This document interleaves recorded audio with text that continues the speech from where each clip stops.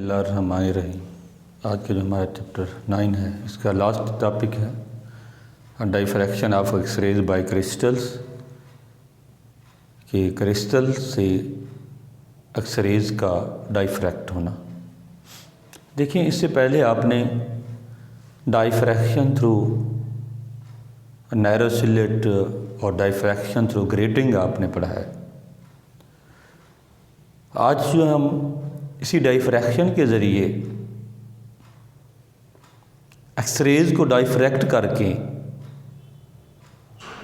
या एक्सरेज की डाइफ्रैक्शन से हमने स्ट्रक्चर ऑफ द क्रिस्टल को ऑब्ज़र्व करना है, क्रिस्टल के स्ट्रक्चर को देखना है। क्रिस्टल के स्ट्रक्चर में अरेंजमेंट ऑफ एटम्स, एटम की तरतीब को देखा जाता है एक्सरेज के ज़रिए। देखिए, एक्सरेज जो है वो दीज आर इलेक्ट्रोमैग्नेटिक रेडिएशन और इनकी वेवलेंथ बहुत समाल होती है, शॉर्ट वेवलेंथ होती है। एक्सरेज की wavelength 10 raised to power -10 metre होती है, दैट इज़ वेरी स्मॉल। अब एक्सरेज को डाइफ्रैक्ट कराने के लिए जो ग्रेटिंग वेल्थ लेंगे वो तकरीबन इतनी ही होनी चाहिए जितनी वेवलेंथ है, तकरीबन इतनी। अगर डाइफ्रैक्शन, अच्छी डाइफ्रैक्शन लेनी है आपने, उसके लिए जो ग्रेटिंग आप इस्तेमाल कर रहे हैं, जो ग्रेटिंग की वेल्थ है या ग्रेटिंग का सिलेट है, उसकी जो distance which be comparable with the wavelength of X-rays, X-rays की वेवलेंथ से जितना होना चाहिए तो अच्छी डाइफ्रैक्शन होगी, डाइफ्रैक्शन बेहतरीन होगी। फिर हम कहते हैं, देखें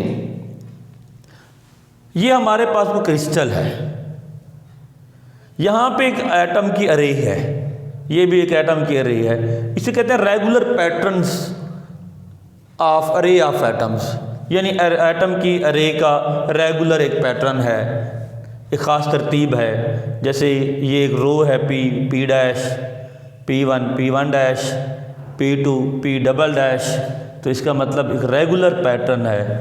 तो हमने इस क्रिस्टल के ऊपर एक्सरेज गिरानी है और एक्सरेज गिराने के बाद जब वो रिफ्लेक्ट होगी और यहाँ हमने ऑब्ज़र्व करना है, हमने इसके स्ट्रक्चर को देखना है। और इसके स्ट्रक्चर को देखने के लिए हम एक्सरेज का इस्तेमाल करते हैं। जैसे हमने लास्ट टाइम एक विजिबल लाइट से डाइफ्रैक्शन कराई थी, वहाँ से इंटरफेरेंस हुई थी और हमने कहा ये इंटरफेरेंस कंस्ट्रक्टिव होगी या डिस्ट्रक्टिव होगी। अगर कंस्ट्रक्टिव होगी तो ब्राइट बैंड नज़र आएंगे, डिस्ट्रक्टिव होगी डार्क बैंड नज़र आएंगे। वो विजिबल लाइट से थी, लेकिन यहाँ हमने डाइफ्रैक्शन करानी है एक्सरेज से। और याद रखिए, एक्सरेज की वेवलेंथ इतनी है, तो इससे मतलब ये है कि ये दो एटमों के दरमियान का फासला भी इतना होना चाहिए। इसे कहते हैं इंटरप्लेनर स्पेसिंग, यानी दो एटमों के दरमियान का फासला या दो प्लेन के दरमियान का फासला, दैट इज डी। इसे इंटरप्लेनर डिस्टेंस कहा जाता है। और जितनी ये वेल्थ है उतनी ही इसकी वेवलेंथ हो, मतलब एक्सरेज की वेवलेंथ है तो अच्छी डाइफ्रैक्शन होगी और इसे आप बेहतरीन मुशाहदा कर सकते हैं, ऑब्ज़र्व कर सकते हैं क्रिस्टल के स्ट्रक्चर को। तो देखिए, इस मकसद के लिए एटॉमिक स्ट्रक्चर को देखने के लिए, क्रिस्टल के एटॉमिक स्ट्रक्चर को एक्सरेज के ज़रिए देखने के लिए 1914 में 1914 में दो साइंसदानों ने एक्सरेज क्रिस्टल की सरफेस के ऊपर गिराकर इस क्रिस्टल के स्ट्रक्चर का मुताला किया है। पहला साइंसदान है W.H. ब्रैग और दूसरा साइंसदान है W.L. ब्रैग। दो साइंसदान हैं, एक W.H. ब्रैग है और दूसरा W.L. ब्रैग है। 1914 में उन्होंने क्रिस्टल के स्ट्रक्चर को का मुताला किया है, क्रिस्टल के स्ट्रक्चर के ऊपर एक्सरेज इंसिडेंट की गई थी और फिर डाइफ्रैक्ट की गई और यहाँ से उन्होंने ऑब्ज़र्व किया है। तो देखिए कि एक्सरेज बीम जो फ़र्ज़ किया हम ये एक्सरेज बीम ले रहे हैं, एक रे 1 है वो इस एटम पे इंसिडेंट हुई, इंसिडेंट होने के बाद डाइफ्रैक्ट हो गई। जब ये डाइफ्रैक्ट हो गई इस एंगल पे और इधर चली गई, थीटा एंगल पे पहली रे इंसिडेंट हो गई, थीटा पे ही रिफ्लेक्ट हो गई। अब इसी तरह दूसरी रे इस सरफेस पे इंसिडेंट होगी, आगे ट्रांसमिट हो जाएगी। ट्रांसमिट होने के बाद सी पोर्शन के ऊपर जो एटम पड़ा हुआ है यहाँ पे इंसिडेंट होने के बाद यहाँ रिफ्लेक्ट हो जाएगी और यहाँ पे हम इन दो रेज जहाँ पे इंटरफेयर करेंगे और वहाँ पे हम इस स्ट्रक्चर को देख पाएंगे, ऑब्जर्व कर पाएंगे। देखिए एक रे नंबर 1 है, दूसरी रे नंबर 2 है। रे नंबर 2 ने रे नंबर 1 की निस्बत ज़्यादा फासला तय किया। कितना ज़्यादा फासला तय किया? पॉइंट ए से आप इस मकाम पे परपेंडिकुलर गिरा दें, मतलब मकाम ए से मकाम सी तक एक परपेंडिकुलर लाइन ड्रा कर दें, इसे नॉर्मल भी कहा जाता है।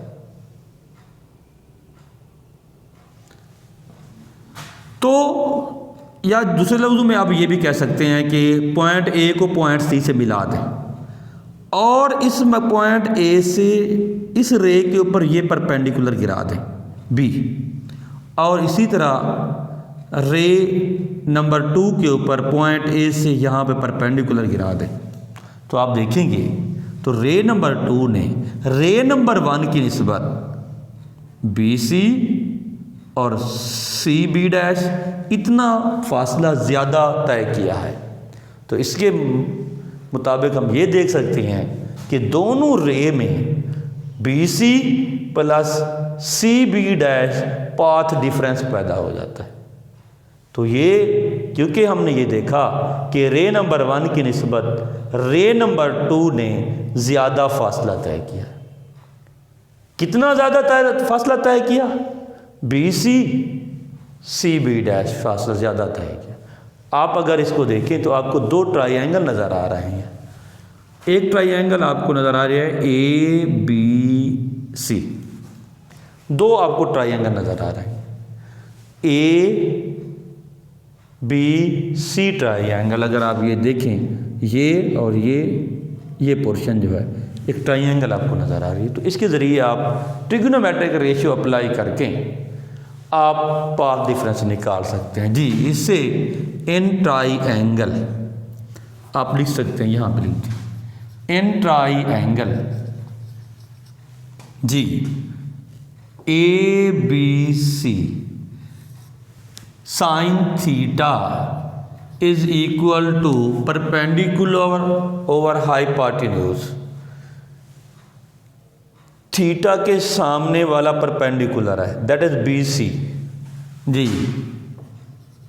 B C divided by hypotenuse, ये 90 है, 90 के सामने वाला ए सी जो है वो हाइपोटेन्यूज है जी।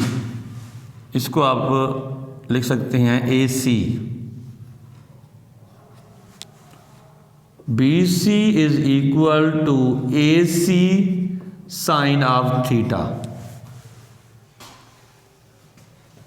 आपको पता है कि ये जो ए सी है that is equal to D, दो प्लेन के दरमियान का फासला है।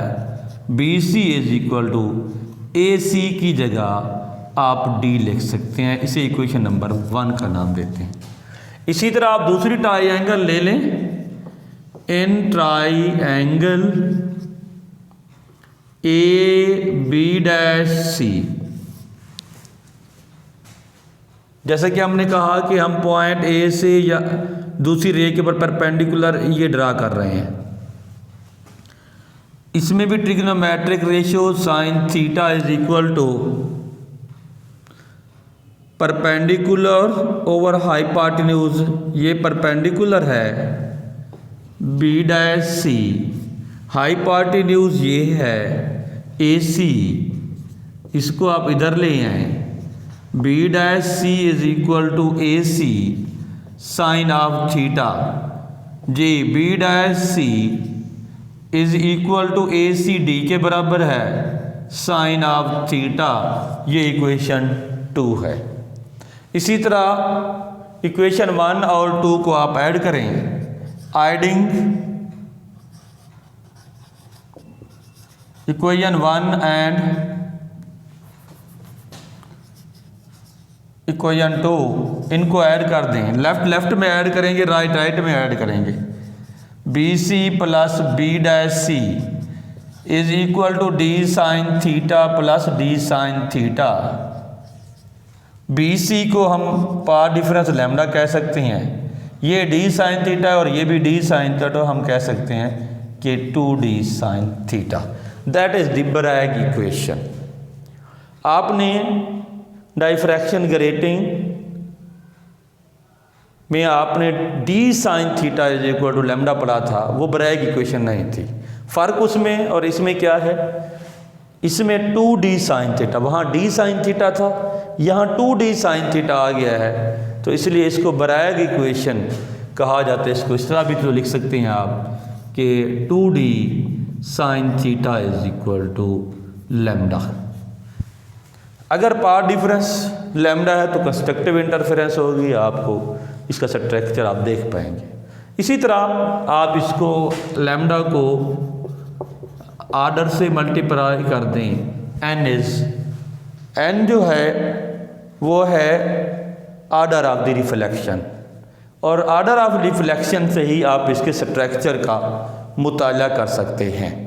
तो इस इक्वेशन को ब्रैग इक्वेशन कहा जाता है।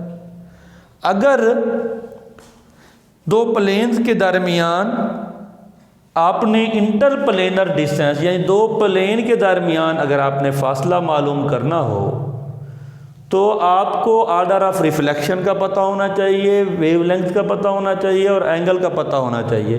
तो आप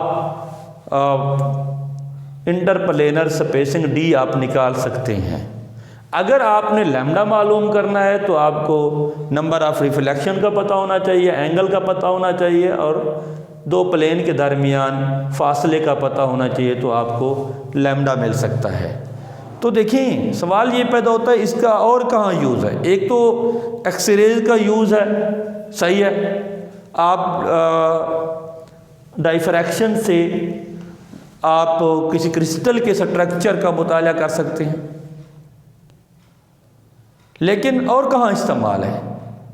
एक्सरेज का और भी इस्तेमाल है, बहुत मुफीद इस्तेमाल है बायोलॉजिकल स्ट्रक्चर में। मिसाल के तौर पर जो मालिक्यूल्स हैं बायोलॉजिकल स्ट्रक्चर्स में, हम किसी मालिक्यूल्स का मुताला कर सकते हैं। इससे हम हीमोग्लोबिन का मुताला कर सकते हैं, जो कि रेड ब्लड सेल्स हम जैसे कहते हैं, red blood concentration of red blood cells. Red blood cells को कि ऑब्ज़र्व करने के लिए, उसका मुशाहिदा करने के लिए भी हम एक्सरेज का इस्तेमाल करते हैं। और दूसरा ये होता है, मशहूर है डीएनए। डीएनए मतलब डबल हेलिक्स स्ट्रक्चर को मुताला करने के लिए हम एक्सरेज का ही इस्तेमाल करते हैं। एक्सरेज मुख्तलिफ मकासद के लिए हम इस्तेमाल कर सकते हैं। अभी हमने ये कहा है अगर आपने किसी क्रिस्टल के स्ट्रक्चर का मुताला करना है तो विजिबल लाइट से आप नहीं कर सकते, और आप एक्सरेज इस्तेमाल करेंगे। और याद रखें एक्सरेज की वेवलेंथ हमें पता है, that is short wavelength 10⁻⁻10 metre है। और ख्याल इस बात का रहे कि अगर आपने ऑब्ज़र्व करना है एक्सरे अपना क्रिस्टल के स्ट्रक्चर्स को, जो दो प्लेन के दरमियान फासला है वो भी तकरीबन उतना होना चाहिए जितना एक्सरेज की वेवलेंथ है, तो आपको रिज़ल्ट अच्छा मिलेगा। तो कोशिश यही है।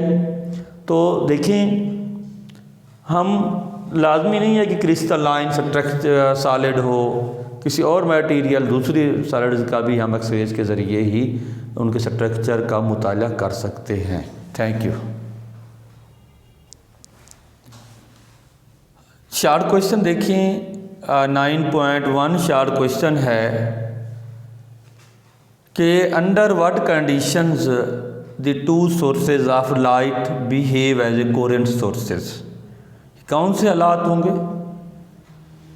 कि लाइट के दो सोर्सेज जो हैं वो बिहेव करें कोरेंट सोर्सेज। कोरेंट सोर्स के लिए सबसे पहले ऐसी लाइट लेनी होगी जो मोनोक्रोमैटिक लाइट हो, जिसकी सेम वेवलेंथ हो। मोनोक्रोमैटिक लाइट का मतलब ये है कि सेम वेवलेंथ जिस लाइट की हो वो मोनोक्रोमैटिक है, मतलब एक कलर वाली, सिंगल सोर्स कह सकते हैं। और दूसरा ये है कि फेज डिफरेंस कांस्टेंट होना चाहिए, तब आपको कोरेंट सोर्स मिलेगा। इसका मतलब ये है कि एक सोर्स से आपने दो सोर्स बनाने, पीछे सिंगल सोर्स होना चाहिए। जैसे यंग डबल स्लिट एक्सपेरिमेंट में आपने ये कहा कि पीछे एक सोर्स है और दो स्लिट्स से दो सोर्स बने, एक ही लाइट के दो सोर्स बने हैं, तो ये जो लाइट होगी वो मोनोक्रोमैटिक भी होगी और इन दो रेज में जो फेज डिफरेंस होगा वो भी कांस्टेंट होगा। दूसरा देखिए 9.2 how is the distance between interference fringes affected by the separation between the slits of young experiment can fringes disappears. वो कहता है कि जो स्पेसिंग है, सेपरेशन है दो स्लिट के दरमियान, उसको चेंज करने से फ्रिंज स्पेसिंग के ऊपर क्या फ़र्क पड़ेगा। फ्रिंज स्पेसिंग का जो फार्मूला है वो del Y is equal to lambda L by D होगा। जी, आपने देखा कि दो स्लिट्स हैं, एक S1 है, दूसरा S2 है, ये फासला है दो स्लिट के दरमियान, और इधर स्क्रीन है, यहाँ इंटरफेरेंस हो रही है, यहाँ पॉइंट P के ऊपर। अब वो कहता है कि अगर आप, पहली बात कि अगर D ये फासला दो स्लिट के दरमियान बढ़ाते जाएं, फ्रिंज स्पेसिंग कम होती जाएगी। मतलब दो कंजक्टिव बैंड्स के दरमियान, दो करीब तरीन बैंड्स के दरमियान जो फासला होगा जिसे आप फ्रिंज स्पेसिंग का नाम दे रही हैं वो कम होता जाएगा। अब मज़ीद ये सेपरेशन बढ़ाते जाएं, D बढ़ाते जाएं, ये कम होता जाएगा। एक वक्त इतना आएगा कि D आपने इतना ज़्यादा बढ़ा दिया, फिर स्पेसिंग नहीं रहती, बैंड ओवरलैप कर जाते हैं। जब बैंड ओवरलैप कर जाते हैं, बैंड वर्थ ज़ीरो हो जाती है, तो हम कहते हैं कि फ्रिंज स्पेसिंग डिसअपेयर्ड हो गई है, ये फ्रिंजेस जो हैं वो गायब हो गए हैं, डिसअपेयर हो गए हैं। तो यह फ्रिंज पैटर्न जो है, फ्रिंज पैटर्न वो भी डिसअपेयर्ड हो जाता है। हाँ, या आप इस तरह करें, अगर ये फासला कम कर दें ये बढ़ता जाएगा, इसका मतलब बैंड वर्थ वाइड होती जाएगी, चौड़ी होती जाएगी। इसका मतलब ये है कि ये जो बैंड वर्थ है दो फ्रिंजेस के दरमियान, या फ्रिंज स्पेसिंग है दो फ्रिंजेस के दरमियान, वो डिपेंड करती है D के ऊपर। D कम कर रही हैं, ये बढ़ रहा है फासला। अगर D बढ़ाते जा रहे हैं तो ये कम होता जा रहा है। अगर आप D इतना बढ़ा देती हैं, ये जो फ्रिंज स्पेसिंग है वो ख़त्म हो जाती है, बैंड ओवरलैप हो जाती हैं, तो फिर वो जो पैटर्न है फ्रिंजेस पैटर्न वो डिसअपेयर हो जाता है, गायब हो जाता है। इसी तरह 9.3 देखें। 9.3 में वो ये कहता है जी, 9.3 में can visible light produce interference fringes, explain. जी बिल्कुल, जो विजिबल लाइट है इंटरफेरेंस फ्रिंजेस पैदा कर सकती है। तो अगर visible light which consist of 7 colours, जैसे मैंने कि वाइट कलर की मिसाल दी है, ठीक, हर कलर अपनी इंटरफेरेंस फ्रिंजेस पैटर्न बनाता है और जब ये पैटर्न ओवरलैप करते हैं तो फिर रिजल्टेंट डिफ्यूज्ड कलर पैटर्न नज़र आता है। 7 कलर विजिबल लाइट है, वाइट लाइट आप इस्तेमाल करते हैं और उससे 7 कलर्स पर मुश्तमिल होती हैं और हर कलर अपना पैटर्न बनाता है और जब ये पैटर्न ओवरलैप करते हैं तो फिर एक रिजल्टेंट पैटर्न हमें नज़र आता है जिसे जनरल पैटर्न भी कहा जा सकता है। तो इस तरह विजिबल लाइट से आप इंटरफेरेंस कर सकते हैं। 9.4 देखें। 9.4 में in Young experiment one of the slit is covered with blue filter and the other with red filters. What would be the pattern of light intensity on the screen. देखिए, एक आपके पास 2 स्लिट हैं, एक को आप ब्लू फिल्टर से, दूसरे को आप रेड फिल्टर लगा दें। यहां पे रेड फिल्टर लगा दें, यहां पे ब्लू फिल्टर लगा दें, पीछे मोनोक्रोमैटिक सोर्स हो। बेशक पीछे फर्ज किया ग्रीन लाइट है, लेकिन जब ये लाइट यहां पड़ेगी तो ये ब्लू कलर इधर आएगा, इधर रेड आएगा। या आप ये भी कह सकते हैं कि आपके पास वाइट लाइट है, जब आप यहाँ पे इंसिडेंट करेंगे, यहाँ से इस फिल्टर से ब्लू लाइट पास हो जाएगी, इधर से रेड पास हो जाएगी। जब यहाँ पे ये मिलेंगी तो ये इंटरफेरेंस नहीं होगी। हमने कहा कि शर्त है इंटरफेरेंस के लिए शर्त यह है मोनोक्रोमैटिक भी हो और फेज डिफरेंस सेम हो। ये तो डिफरेंट वेवलेंथ की लाइट्स हैं, तो ये इनकी इंटरफेरेंस नहीं होती और आप इनका इंटरफेरेंस पैटर्न नहीं देख सकते।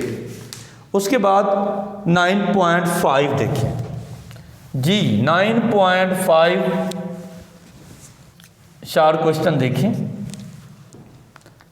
Explain why the Young experiment as an experiment for studying interference या डाइफ्रैक्शन इफेक्ट ऑफ लाइट। देखिए, ये बेसिकली तो इंटरफेरेंस के लिए हमने इसको इस्तेमाल किया। यंग डबल स्लिट एक्सपेरिमेंट को बेसिकली बुनियादी तौर पे हमने इंटरफेरेंस को ऑब्जर्व करने के लिए इस्तेमाल किया है। लेकिन ये अगर आप देखें, ये S1 स्लिट है, ये S2 है, ये स्क्रीन है और यहाँ से भी लाइट डाइफ्रैक्ट होगी, तो डाइफ्रैक्शन भी होती है। लेकिन हम बुनियादी तौर पे हम ये young double slit experiment interference के लिए इस्तेमाल करते हैं। गो इसमें डाइफ्रैक्शन भी हो रही होती है। आपके सामने अब देखें कि यहाँ से लाइट रेज डाइफ्रैक्ट हो गई हैं, डाइफ्रैक्शन भी होती है, लेकिन हम ज़्यादातर इसे इंटरफेरेंस के लिए बेसिकली इस्तेमाल करते हैं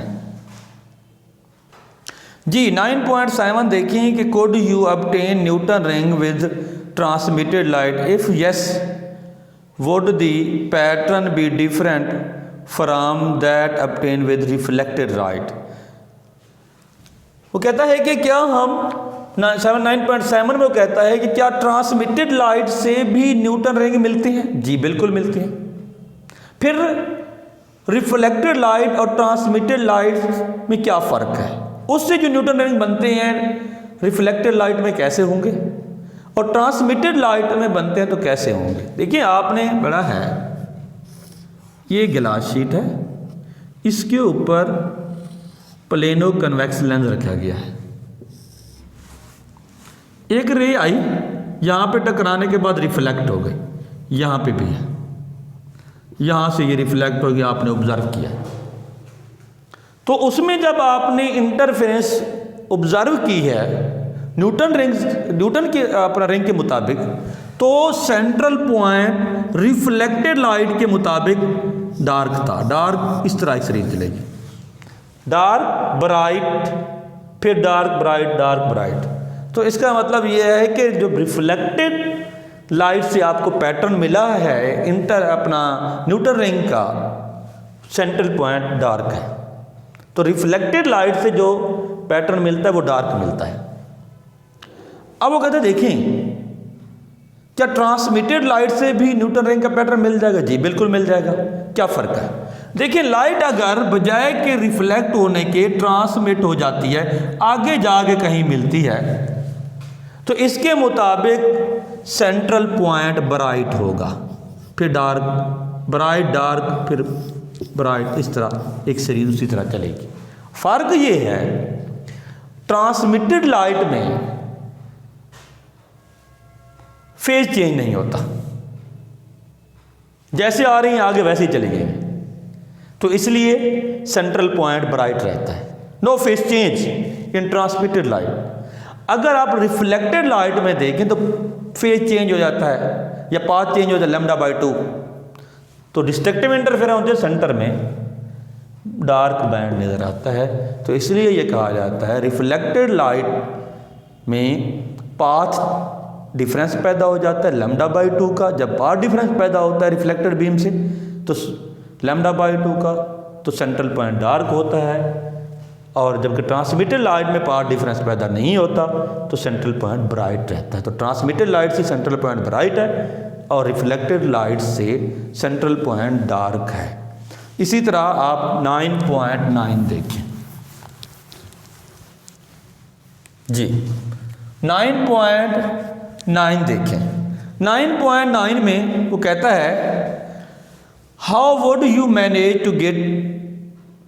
to get more orders of spectra using grating, कि ग्रेटिंग इस्तेमाल करके आप किस तरह मोर ऑर्डर ऑफ स्पेक्ट्रा ले सकते हैं। आपके पास डाइफ्रैक्शन ग्रेटिंग का फार्मूला है कि d sin theta is equal to n lambda, n is equal to d sin theta over lambda. तो देखा ये गया अगर साइन की वैल्यू मैक्सिमम हो, मैक्सिमम कितनी होती है? 1 होती है।